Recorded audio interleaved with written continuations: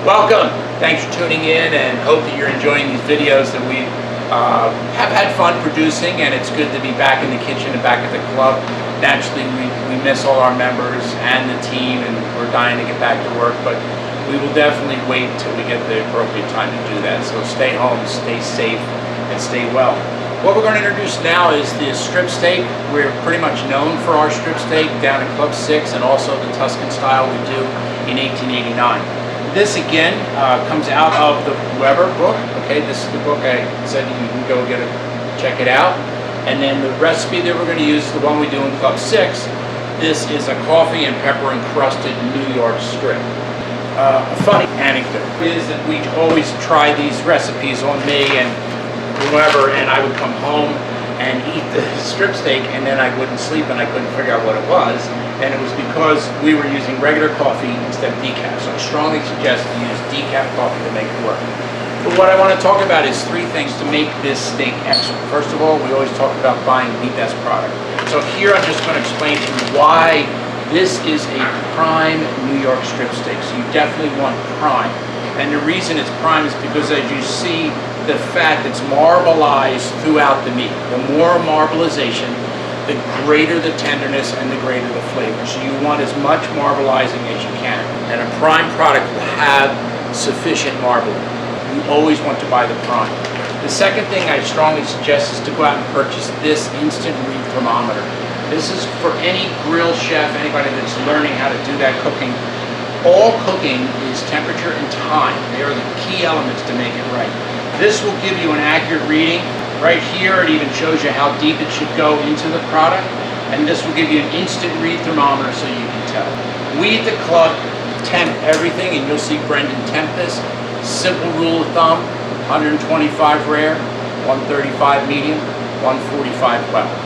The last thing is that we serve the Peter Luger steak sauce. That you look for it in the refrigeration section by the meats, because it is a refrigerated product. But this is an excellent sauce to complement the rub that Brendan's about to do. So I hand it over to Brendan, and he'll show you the cooking techniques and how to set it. Okay, right here I got the prime grade New York strip right here. One important thing is, of course, if you're grilling outside, direct heat is where the heat is right underneath the cooking source, whether it's coals, gas, propane. Indirect heat is if you separate the coals on the outside of your grilling area. In this way, we cook the New York strip, we will have direct heat, flame underneath. And another secret is, with any protein, you want to let it sit room temp. It's going to help the meat cook evenly. So this meat has been sitting now a couple of minutes, 10 to 15 minutes. Nothing more. So you're going to take the piece of meat, the New York strip. We're going to season with salt. Don't be scared of putting salt on it. It's going to enhance the flavor of the meat. So the next step, we're going to take our black pepper and coffee rub. One important note with the New York strip steak is to use decaf coffee. Like Mr. P, you don't want to have another sleepless night using regular coffee. I'll set on my sizzle plate and bring it to my grill.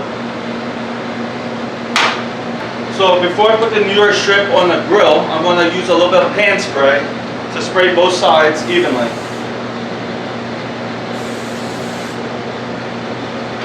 Put my pan spray back, and now we're going to go on the grill.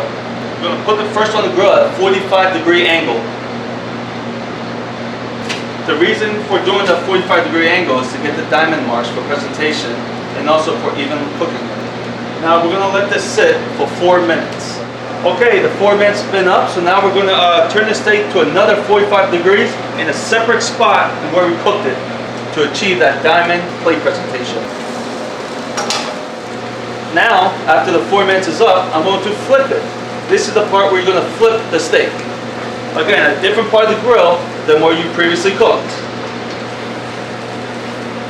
Our diamonds are looking good. Now it's time to temperature the steak.